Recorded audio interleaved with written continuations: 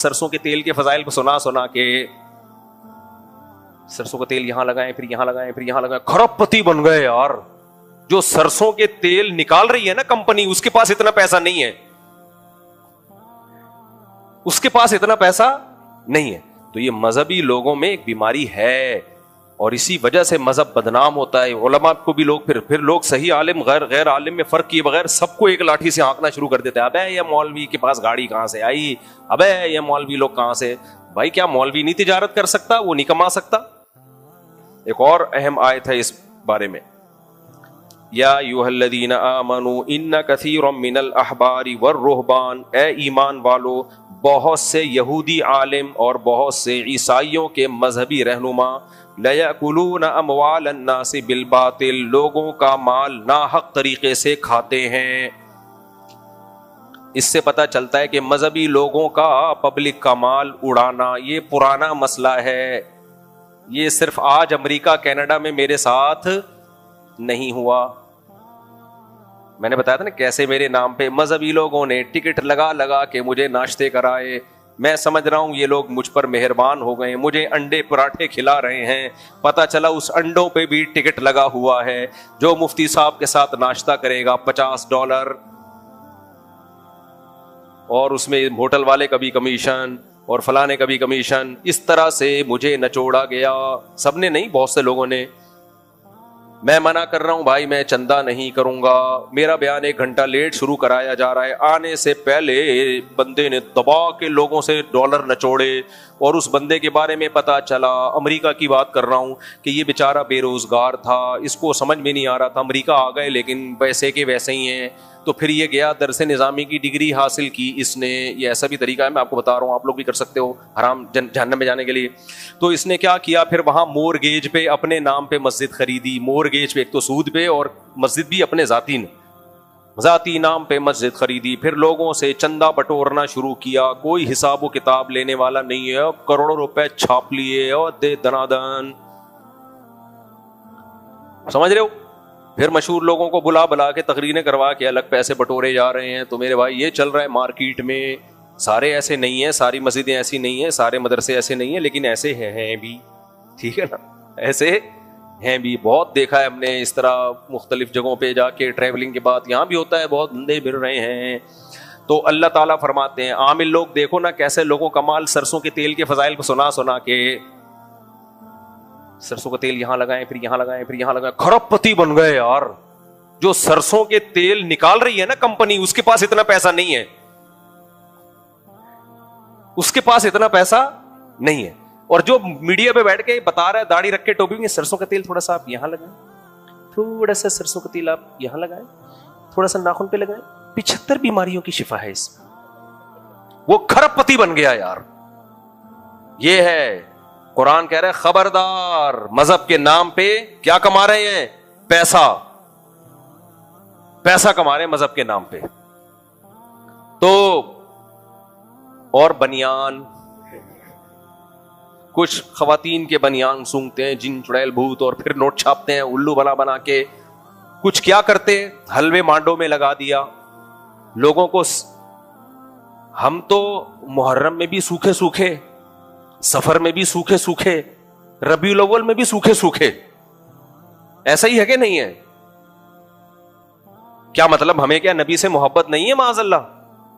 کوئی مسلمان سوچ سکتا ہے نبی سے محبت کے بغیر تو ایمان ہی قبول نہیں ہے. لیکن ہم پھر بھی کیا ہیں؟ ہم فراق یار میں گھل گھل کے ہاتھی ہو گئے. اتنے گھلے رستم کے ساتھی ہو گئے.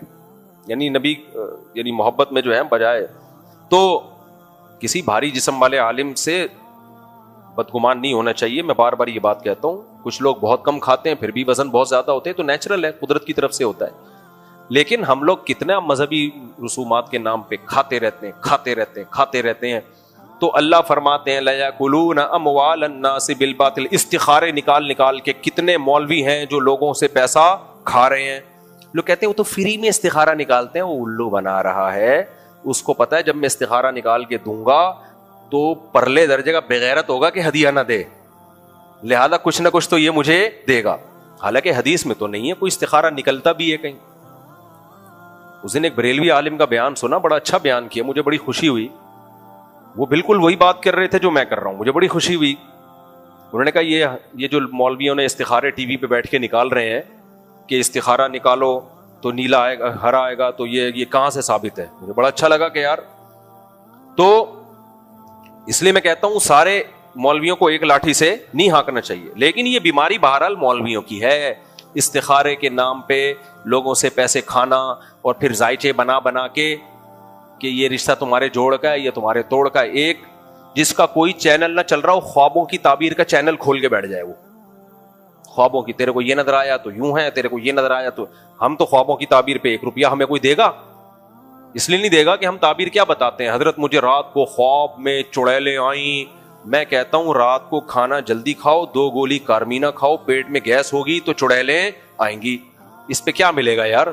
اس پہ ثواب کے علاوہ کچھ بھی نہیں ملے گا, ثواب کے علاوہ کچھ بھی نہیں ملے گا اس پہ. تو ہم نے اپنے بڑوں کو بھی یہی دیکھا ہے, ثواب ہی مل رہے ہیں بیچاروں کو اور کچھ بھی نہیں مل رہا. باقی میں خواب کا منکر نہیں ہوں, کبھی کبھار ایسا ہو جاتا ہے کہ کوئی خواب سچا بھی نکل آتا ہے, اور وہ بھی نیک لوگوں کو, وہ اتنا واضح خواب ہوتا ہے. یہ تو بھائی پیٹ کے مسائل ہیں, کسی بھی دماغی ڈاکٹر سے پوچھو, رات کو پیٹ بھر, اکثر چت لیٹنے سے ڈرانے خواب آتے ہیں. اکثر جب سیدھا لیٹو گے نا ڈرانے خواب آئیں گے. آپ کروٹ کے بل لیٹو اور پیٹ ہلکا رکھو, کچھ بھی نہیں آئے گا. اسی طرح خواتین کے سسرال میں مسائل ہوتے ہیں, ساس نندوں سے ان کی لڑائیاں, خواب میں جو ہم جاگتی حالت میں دیکھتے ہیں نا, وہ خواب میں صورت مثالیہ بن کے سامنے آ جاتا ہے.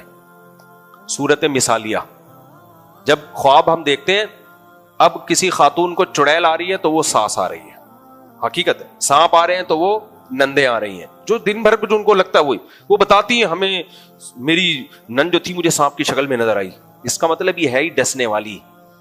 میں ان سے کہتا ہوں یہ ڈسنے والی نہیں ہے, آپ کو چونکہ اس سے نفرت ہے اور اس کو آپ سے نفرت ہے, تو ظاہر ہے وہ خواب میں پھر حقیقت ہے, خواب میں پھر اسی طرح ہی آتا ہے, وہ حقیقت نہیں ہے.